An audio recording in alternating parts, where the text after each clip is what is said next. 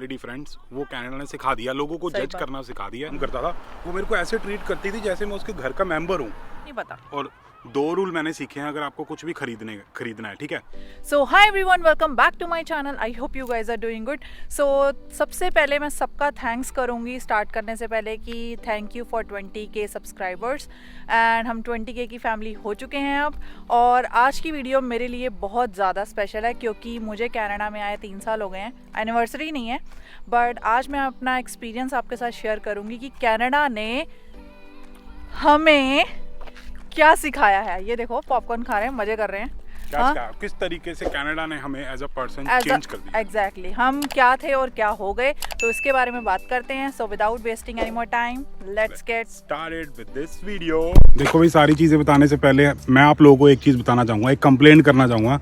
मैं ऑफिस से आया हूँ और मेरे को वीडियो बनवाने के लिए लेके आ गया और कुछ खाने को मिल दिया, इसलिए पॉपकॉर्न से पेट भरना पड़ रहा है। So sad. हाँ, या तो सबसे पहले बात करते हैं हम फ्लेक्सिबिलिटी की। ठीक है, जब हम इंडिया में होते हैं हम कितने अपने कंफर्ट जोन में होते हैं, मेरा घर, मेरा परिवार, ठीक है, अभी भी वैसा होता है, मेरे कजन्स, ठीक है, मेरी जॉब, सब कुछ मेरा, ठीक है, हम इतने फ्लेक्सिबल नहीं होते हैं। बट यहाँ पर आकर ना ये फ्लेक्सिबिलिटी वाला जो था ना फंडा, वो सच में पता चलता है कि हाँ सच में हम फ्लेक्सिबल भी थे, जो हमने कभी रियलाइज ही नहीं करा। राइट, सबसे बड़ी फ्लेक्सिबिलिटी अलग अलग लोगों के साथ एक ही घर में रहना। मैं कभी नहीं सोच सकती थी, मेरे लिए मेरी बहन ही बेस्ट फ्रेंड थी शुरू से ही, और अभी भी है। बट मैंने नहीं सोचा था कि मैं उसके अपने घर के अलावा किसी और लोगों के साथ रह भी पाऊंगी। राइट, तो मैंने अलग अलग, हाँ, वो भी बिल्कुल अलग कल्चर के लोग, सब अलग रिलीजन, कल्चर अलग, एवरीथिंग इज डिफरेंट। तो मैं आपको एक एग्जांपल देती हूँ। जैसे कि मैं फीमेल हाउसिंग में रहती थी, उसमें से एक लड़की थी जो गुजरात से थी, एक थी पाकिस्तान से, एक थी हैदराबाद से, एक कैनेडियन,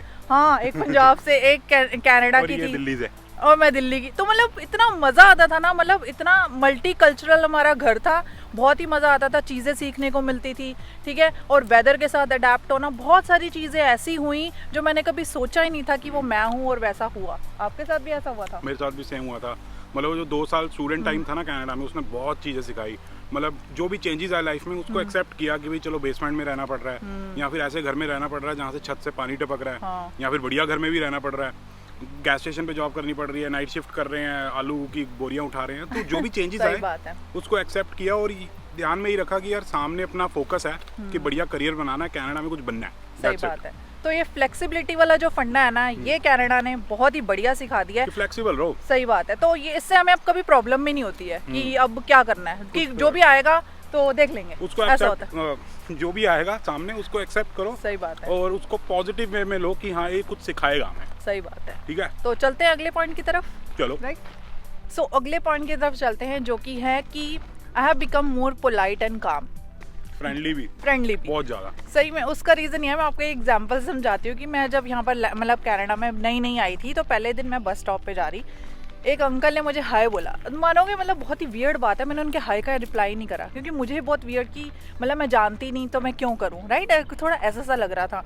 हाँ, तो लेकिन यहाँ पे कल्चर ही ऐसा है कि लोग hello, hi, how are you, how is your day going, ये नॉर्मल बातें हैं। अगर आप कहीं पर भी जा रहे होगे, कोई स्ट्रेंजर भी आपसे क्वेश्चन पूछ लेगा, तो डरना नहीं है अगर कोई पूछे या कुछ अजीब सोचो। यहाँ पे कल्चर ऐसा है, सब बोलते हैं हाय हेलो। हम ऐसे अब ट्रेल पे चल रहे हैं, वीडियो बना रहे हैं, कोई सामने से आता है तो हाय गुड इवनिंग ऐसे बोल देते हैं। तो ये नॉर्मल है। तो ये सब चीज़ों की आदत नहीं थी और हम ज़्यादा पोलाइट हो गए, बहुत आराम से बात करना होता है। जैसे कि मैं बहुत फास्ट बात कर रही थी इंडिया में, ठीक है, तो अब मैं थोड़ी बहुत पोलाइट और काम हो गई हूँ। यहाँ पर फ्रेंड्स बहुत जल्दी बन जाते हैं इसी नेचर की वजह से। एक हाय हेलो से ही स्टार्ट होता है, राइट, तो उस हाय हेलो की वजह से बहुत सारे फ्रेंड्स बन जाते हैं। अब चाहे वो वर्क प्लेस पे हो, चाहे आप अपने नेबरहुड की बात करो, चाहे आपके मतलब अगर हाउस में जितने भी लोग रहते हैं। राइट, सो ये अच्छी चीज़ है जो हमने सीखी है। मेरी ओनर थी, जब मैं गैस स्टेशन पे काम करता था, वो मेरे को ऐसे ट्रीट करती थी जैसे मैं उसके घर का मेंबर हूँ। मैं एक बार तबीयत खराब थी और टिम हॉर्टन्स से रैप ले आई थी, पीने को सोडा ले आई थी और वो पोटैटो वेजीज वगैरह ले आई थी। क्या बात है। तो ऐसा हिसाब होता है, तो बहुत बढ़िया चीज़ है। तो अगला पॉइंट की तरफ चलते हैं हम। तो भाई अगली जो चीज़ जिसके बारे में हम बात करना चाहते हैं वो ये है कि भाई यहाँ पे टाइम की बहुत ज़्यादा वैल्यू है। मतलब टाइम इज़ गोल्ड या फिर टाइम इज़ वेरी प्रीशियस। बहुत ज़्यादा। तो जैस्मिन जी बताएंगी क्या बताना चाहती हैं। तो ये मैं ये कहना चाहती हूँ कि मतलब ऐसा नहीं है कि इंडिया में टाइम की वैल्यू नहीं है, ये कंपैरिजन नहीं कर रही, बट यहाँ पर अलग तरीके से टाइम की वैल्यू है। मतलब टाइम सबसे पहले तो बीतते पता नहीं चलता, ठीक है। 9 to 5 जॉब होती है तुम्हारी, और उसके बाद जैसे जॉब खत्म होती है 1 घंटे के बाद स्टोर्स वगैरह बंद हो जाते हैं, राइट। क्योंकि इंडिया में क्या होता था, लेट सपोज मुझे थ्रेडिंग ही करानी है, राइट, मेरे को 10 साढ़े 7 बजे याद आया कल सुबह मुझे जाना है, तो 9 बजे तक भी ओपन है। हम फोन कर देंगे घर मैं आ रही हूँ आंटी, अभी दुकान बंद मत करना। यहाँ पे ऐसा नहीं होता, यहाँ ऐसा नहीं होता, यहाँ पे हफ्ता पहले अपॉइंटमेंट लेनी पड़ती है। मेरा एक फ्रेंड था कबीर, मैंने वीडियोस वगैरह में दिखाया, तो वो बाल कटाता था, अपने हेयर सैलून जाता था, तो वो 2 दिन पहले अपॉइंटमेंट लेता था, मतलब कॉल करता था कि मैं कितने बजे आ जाऊँ। तो ऐसा हिसाब किताब रहता है। तो हर एक बंदे की यहाँ पे टाइम की बहुत ज़्यादा वैल्यू की जाती है। इनफैक्ट यहाँ पे ये कल्चर है कि जो मॉल्स होते हैं या फिर जितने भी स्टोर्स वगैरह होते हैं टाइम से बंद हो जाते हैं 7 बजे 8 बजे, क्योंकि वहाँ पे जो लोग काम करते हैं ना, उनकी भी लाइफ है, उनका भी फैमिली टाइम है। तो ये चीज़ें होती हैं यहाँ पे। तो टाइम को किस तरीके से मैनेज करना है, वो कनाडा ने भाई हमें बहुत अच्छे से सिखा दिया। पहले तो बस इंडिया में मतलब अपने होम कंट्री में लेटे रहते थे, पता था हो ही जाएगा काम। यहाँ पे चीजें मैनेज करके चलनी पड़ती है ना। सही बात है। और जब मैं यहाँ पर आई थी मुझे बहुत दिक्कत होती थी, इवन मैंने काउंसलिंग ली थी टाइम मैनेजमेंट की, तब भी कुछ नहीं हुआ था। हाँ, यूडेमी पे कोर्स कर अरे मुझे क्या होता था कि मैं क्या करती थी कि क्या कहते हैं, असाइनमेंट्स भी हैं, जॉब भी है, सब कुछ है, मतलब टाइम ही नहीं मैनेज होता था। हाँ। फिर धीरे धीरे पता लगा कि हाँ भाई मेरे पास अगर स्केड्यूल जो जॉब पे होता है ना वो 3 वीक्स अहेड होता है, तो मैं पूरे 3 वीक को बड़े अच्छे से प्लान करके कैलेंडर लगा के उसमें मार्क करके अलार्म सेट करती थी मैं। अलार्म तो इनके अभी भी बजते रहते हैं। तो अभी मुझे आदत है, ठीक है। तो टाइम मैनेजमेंट कनाडा ने बहुत ही बढ़िया तरीके से सिखा दिया है, और नहीं भी कभी कभी कुछ भूल चूक हो जाती है तो अलार्म जिंदाबाद। ठीक है, ठीक है। अब मेरा हाथ दर्द हो रहा है, बाकी अगले पॉइंट के बारे में वहाँ बात करते हैं। तो अगली बात आती है हमारी फ्रेंडशिप की, कि क्वालिटी ओवर क्वांटिटी। भाई फ्रेंड्स तो बहुत बनते हैं, मेरे हर प्रोविंस में कहीं ना कहीं दोस्त होंगे, जैसे गुरसाहिब जी कहते हैं तेरे हर जगह दोस्त हैं, हर जगह तू किसी को जानती होती है। तो फ्रेंड्स और कनेक्शन तो मेरा बहुत बड़ा है, बट उसमें से मैं बोलूँगी 1 या 2 ही होंगे जो बहुत ही बढ़िया है। जैसे कि मेरी पहले वीडियो में एक फॉरम नाम की एक फ्रेंड के साथ मैंने वीडियो बनाई थी, वो मेरी यहाँ पर बेस्ट फ्रेंड है। और दूसरा मेरा बेस्ट फ्रेंड है गुरसाहिब सिंह, वो तो बचपन से हैं, बचपन से फ्रेंड है, राइट। बात अगर इन लोगों से बात नहीं भी होती ना 2-2 महीने, तब भी बढ़िया रहता है। मतलब हमें पता है कि हाँ ये पर्सन, हमारी बीमारी हो जाए, कोई फाइनेंशियल क्राइसिस आ जाए या कोई भी दिक्कत आ जाए, ये हमारे साथ ही खड़े रहेंगे। ऐसे ही गुरसाहिब सिंह जी के साथ है। इंडिया में तो उनका कोई फ्रेंड ही नहीं था। कितने फ्रेंड थे? नहीं, कोई नहीं था यहाँ पे, कोई भी नहीं। लेकिन यहाँ पे ऐसा नहीं कि यहाँ पे बहुत सारे फ्रेंड हैं।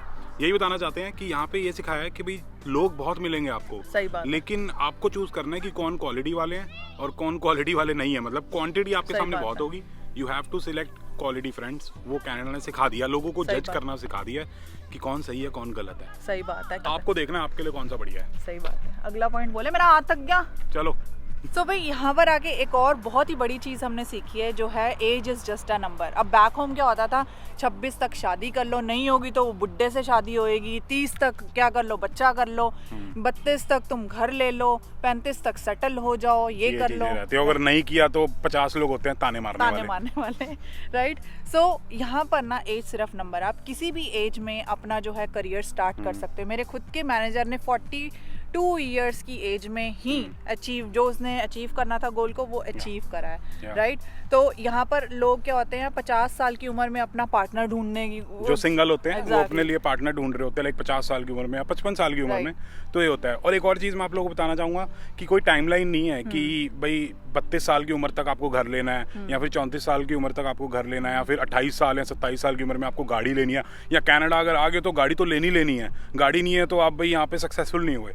ऐसी कोई चीज़ नहीं है, और किसी चीज़ का कोई नंबर वगैरह नहीं है। अगर आपके एक दोस्त ने 34 साल की उम्र में घर बना लिया कनाडा में, ज़रूरी नहीं है आपका जो नंबर है वो 34 ही है, मे बी आपका 35 या 36 हो। तो टेंशन लेने वाली कोई बात नहीं है, सबकी टाइमलाइन अलग होती है, और एज सिर्फ एक नंबर होता है। बस अपनी लाइफ को एंजॉय करो बढ़िया बढ़िया पार्टनर्स के साथ। ओहो, पार्टनर के साथ, पार्टनर्स नहीं भाई ये पार्टनर्स बोला है, जरा ध्यान रखना। सो जो नेक्स्ट जो हमारा चेंज है जो हम दोनों में आया है वो ये है, the more you learn the more you grow. क्योंकि जितनी भी हमने मिस्टेक्स आज तक की हैं उससे हम बहुत कुछ सीखे हैं दोनों ही, और उससे हमारी लाइफ में बहुत सारे चेंजेस आए हैं। राइट। हम वीडियोस वगैरह बनाते हैं कि भाई mistakes before coming to Canada, या mistakes to avoid after coming to Canada या इन कनाडा। ये सारी चीज़ें वो हमारी एक्सपीरियंस का एक पार्ट होता है। मतलब या तो मेरा एक्सपीरियंस है, जैस्मिन जी का एक्सपीरियंस, या फिर मेरे किसी फ्रेंड का एक्सपीरियंस। तो ऐसा होता है। तो बहुत सारी गलतियाँ की हमने। For example for example? मेरी तो सबसे बड़ी गलती थी, मैंने वीडियो बनाई थी कि मैंने गाड़ी खरीद ली थी जो मेरे को नहीं खरीदनी चाहिए थी। एक एनडी गाड़ी ले ली थी जिसका भुगतान इन्होंने बहुत लंबे समय तक झेला था। अब ठीक है, सिस्टम सेट है अब थोड़ा सा सेट है, राइट। और दूसरी है फाइनेंशियल मिस्टेक्स जो हम कर लेते हैं। हम शॉपिंग कर लेते हैं, सेफोरा चले जाते हैं बिना बात के। बिना बात के कौन जाता है? हाँ। सो फाइनेंशियल मिस्टेक्स जो इन्होंने भी करी है और जो मैंने भी करी हैं, ठीक है। और ये वाली सबसे मेजर गलती होगी। और तीसरी है कि इजीली लोगों पे ट्रस्ट कर लेना, ठीक है। और यहाँ पर आप बहुत सारे आपको लोग मिलेंगे, आप इजीली किसी पे ट्रस्ट नहीं कर सकते। आपको बहुत ध्यान से, क्योंकि मुंह के मीठे तो बहुत लोग बनते हैं, बट अंदर से कोई इंसान कैसा है, आप मतलबी है, अपना मतलब निकालने के लिए आपसे बात कर रहा है, तो ये आपको बहुत ज़्यादा ध्यान देना है। किसी को पैसे उधार भी नहीं देने, राइट। हम दोनों ने सीखा है, राइट, एग्जैक्टली। सो अगली मिस्टेक की तरफ, अगले चेंज की तरफ चले। मैं कह रही हूँ मिस्टेक से हम सीखें, तो अगले चेंज की तरफ चलते हैं, राइट। सो जो नेक्स्ट हमारा सबसे इम्पोर्टेंट पार्ट है वो है कि सेविंग करने की हैबिट डालना। तो मेरे को बैक होम से आदत नहीं थी, मतलब इतनी नहीं थी, क्योंकि वहाँ पर होता था कि हाँ मम्मी पापा है तो भाई खर्च ही देंगे, अगर मैं कुछ मांगूंगी तो मिल जाएगा, अभी मिल जाएगा। बट यहाँ पर तो ऐसा नहीं हो सकता, यहाँ तो हम किसी से नहीं मांग सकते। अपने फ्रेंड, मुझे तो शर्म आती है किसी से कुछ मांगने में भी, राइट। तो यहाँ पर जब मैं नई आई थी तब भी मेरे अंदर वही हैबिट्स थी कि सेविंग ना करना। बट मेरे को मेरी बेस्ट फ्रेंड फॉरम के साथ रह के ये हैबिट जो है डेवलप हुई, तो थैंक करूँगी मैं उसका, सच में। उसने मुझे बहुत सिखाया कि यहाँ नहीं खर्चना है, ऐसे खर्चना है, इस तरीके से सेविंग करनी है, ऐसे ग्रोसरी लेनी है, राइट। छोटी छोटी बातों में सेविंग करना, नहीं जैस्मिन ये इसकी ज़रूरत नहीं है, बहुत ऐसी छोटी छोटी चीज़ें थी उसने जो बहुत ज़्यादा मुझे सिखाई हैं, और वो चीज़ें मैं आज तक जो है फॉलो करी। इसलिए अच्छे लोगों का साथ भी बहुत ज़रूरी है, सच में, ठीक है। तो ये चीज़ें जो है मैंने सीखी हैं। और सीखा कुछ आपने क्या सीख लिया भाई? मैंने भी सेविंग करना सीखा और लाइक इन्वेस्ट करना सीखा। ये सीखा कि भाई इन्वेस्ट करना कितना ज़रूरी है अपने फ्यूचर के लिए, ठीक है। और इमरजेंसी फंड बनाना कितना ज़रूरी है कि एक बैकअप होना चाहिए कि भाई कोई हेल्थ प्रॉब्लम आ जाती है, गाड़ी ख़राब हो जाती है, या फिर कोई भी इशू आ जाता है, कोई भी रिक्वायरमेंट पड़ती है, तो आपके पास एक फ़ंड होना चाहिए कि भाई हाँ कोई टेंशन वाली बात नहीं है, या फिर कर्जा नहीं लेना पड़ेगा, या क्रेडिट कार्ड पे नहीं खर्चना पड़ेगा। तो ये चीज़ यहाँ पे आके सीखी और ये चेंज इंप्लीमेंट किया। इंडिया में क्या था, इंडिया में माइंड था भाई कनाडा जाएंगे, ऐसी गाड़ी खरीदेंगे जो भाई इंडिया में नहीं मिलती, ऐसी गाड़ी लेंगे जो कनाडा में मिलती है, भाई आईफोन लेना। वैसे ये क्या था? है? ये कौन सी गाड़ी होती है? अरे जैसे निसान अल्टीमा वगैरह हो गई, ये सब गाड़ियाँ ऐसे। तो ये चीज़ें, ये माइंडसेट चेंज हुआ है, काफ़ी चेंजेस आए हैं इस चीज़ में। थोड़ा सा मटेरियलिस्टिक दिमाग था पहले जब छोटे थे, अब ये चेंजेस आए कि भाई नहीं, बड़े हो गए हो? थोड़े से तो बड़े हो गए हैं, 3-4 साल का तो फर्क पड़ा है। तो ये चीज़ें समझ आई हैं कि भाई नहीं, सही बात है, बहुत ज़रूरी है। क्या अगर आप कहीं ओवरसीज रह रहे हो, अपने पेरेंट्स से, अपनी फैमिली से दूर रह रहे हो, तो सेविंग बहुत ही ज़्यादा ज़रूरी है, क्योंकि वहाँ आपके पेरेंट्स आपको दे तो देंगे बट उसको आने में भी टाइम लगेगा, एकदम से तो आपके पास आ नहीं जाएंगे, राइट। और आपको इतने अच्छे कनेक्शंस भी मेंटेन करने पड़ेंगे, जैसे कि मैंने बोला क्वालिटी फ्रेंड्स जो आपकी हेल्प भी कर सके। क्वांटिटी रखोगे तो हर कोई मना कर देगा, आपको नहीं पता। और 2 रूल मैंने सीखे हैं अगर आपको कुछ भी खरीदना है, ठीक है। सबसे पहला रूल तो यही है कि मान लो आप कोई $300 की चीज़ खरीदना चाहते हो, तो आपके पास 5 टाइम्स ऑफ $300 होना चाहिए, मतलब $1500 आपके पास होने चाहिए स्पेयर। मतलब जब तक आप वो 5 नहीं खरीद सकते ना, आप एक भी नहीं खरीद सकते, ठीक है। और दूसरा रूल मैंने ये सीखा है कि जो भी मैं वांट पे खर्चता हूँ ना, उतना ही मैं उसका स्टॉक भी खरीदूंगा। फॉर एग्जांपल मैं अगर नाइकी के शूज़ लेता हूँ $200 के, तो मैं $200 का नाइकी का स्टॉक भी लूँगा। तो ये चीज़ मैंने यहाँ पे सीखी है। Good one. यहाँ तक मैं नहीं पहुँची अभी। यहाँ इस लेवल तक नहीं पहुँची हूँ, बट हाँ जिस भी लेवल तक मैंने अपने आप को देखा है, एक न्यू मी, मैं बहुत प्राउड फील करती हूँ, ठीक है। क्योंकि मैं ऐसी थी ही नहीं, ठीक है। एक कंजर्वेटिव लड़की जिसके थोड़े से फ्रेंड है, जिसके लिए उसकी बहन, मतलब अभी भी मेरे लिए मेरी सिस्टर सबसे ज़्यादा इम्पॉर्टेंट है। बट उससे पहले क्या होता था, फ्रेंड्स ज़्यादा नहीं बनाने, ज़्यादा आउटिंग पे नहीं जाना। तो अब बहुत ही ओपन है, सबको बुलाते हैं, सबसे बात करते हैं, कनेक्शंस बनाते हैं और कनेक्शंस को कल्टीवेट करते हैं। फ्रेंड्स के फ्रेंड्स भी हमारे फ्रेंड्स होते हैं, ठीक है। जैसे कलीग्स होते हैं, उनको भी जानना, फिर उनके फ्रेंड्स को भी जानना, मतलब बहुत बड़ा कनेक्शन है। मतलब जितना बड़ा कनेक्शन होगा उतनी अपॉर्चुनिटीज़ आपकी जो लाइफ में है वो ज़्यादा होंगी। सो आई होप आपको हमारी वीडियो अच्छी लगी होगी। अच्छी लगी हो तो please like, share and comment. मिलते हैं अगली वीडियो में, तब तक के लिए बाय बाय।